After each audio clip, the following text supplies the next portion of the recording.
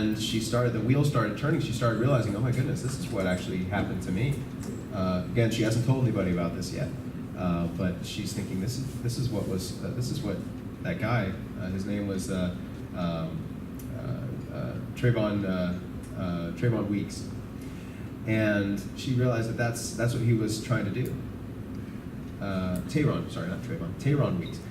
That's what he was trying to do. So she goes back and talks to her counselor, and they went to the Just Ask website. They learned about the event. They start asking the questions. She realizes, okay, this is definitely what he was doing, and she followed the website. Takes you to Fairfax County Police or to some other places where you can report. Talk to Detective Wolf there at Fairfax County, and she said, yeah, this is what he was doing. They did a sting operation where they posed as teenage girls online, got him to try to recruit them, and they managed to arrest and convict him. He's behind bars and will be for I think another 7 years.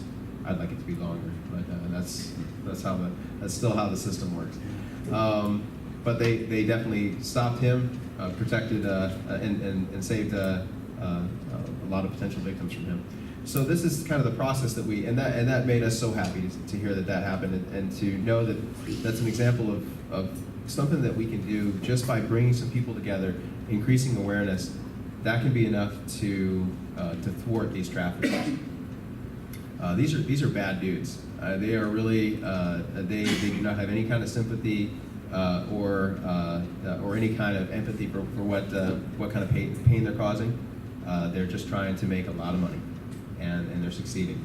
And men are giving them a lot of money by buying sex from teens. And we as parents and community members are helping them by keeping a lot of secrecy around this issue. And so what we can do is pretty obvious in terms of increasing awareness. How you do that is something I'd like to invite you to think about and to really talk about as a group, and talk about in your various circles. And I hope that we'll be able to make a bigger difference. I want to say that since this project started, the police have been getting just an exponentially growing number of reports. And that is a sign that it's working.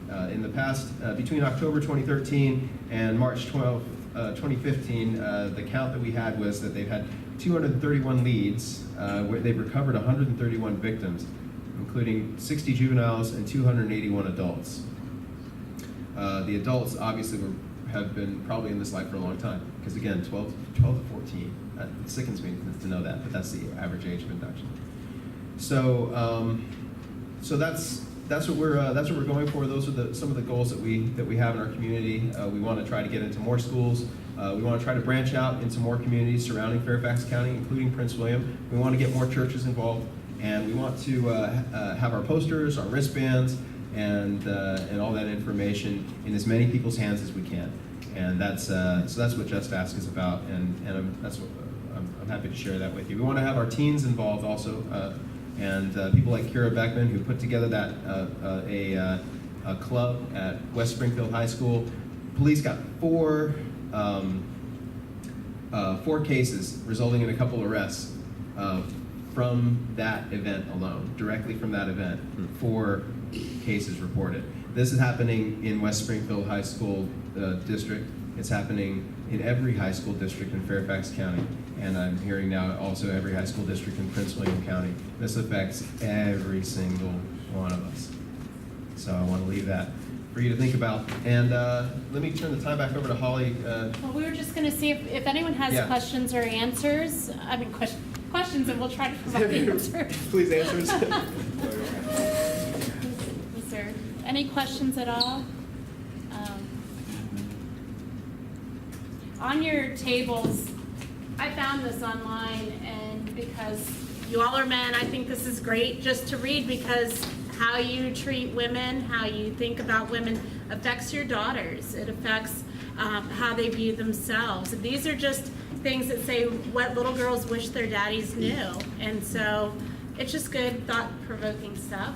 please grab some brochures, especially the Slaying the Giant. It's a great resource with scriptures and talks about how the church can get involved. And we have tons of brochures and bracelets, and we're around if you have any questions. Can I ask a question? What are some ideas that you've got that have come to mind just in the time you've been sitting here and listening? I know it takes some time for this to sink in and for these ideas to be fleshed out. But what are just some like knee-jerk reaction ideas of things that you might be able to do as individuals or as a congregation? I think watching the video at home with my wife just to spur some discussion. Yeah. Do you think it would benefit the youth to see? Oh, Yeah. definitely. What's the best way to do that, do you think? Youth group Talk to like- our youth pastor. Okay. Start with the youth pastor, It's yeah. good timing, the youth have been doing their sex dating, some kind of curriculum's been going on right now. Yeah. So Excellent. I don't know if that's still continuing, but maybe perfect timing. Yeah, that's to have wrapping this. up in the summer, I think. This. Excellent. Yeah. Yeah. Our youth It's pastor's almost pretty over. open to ideas and stuff like that too, Yeah. so that's not something that you balk at and say, Right. no, we're not doing that. So, Yeah. Yeah, sometimes, you're right, sometimes people are just already prepared and it's wonderful.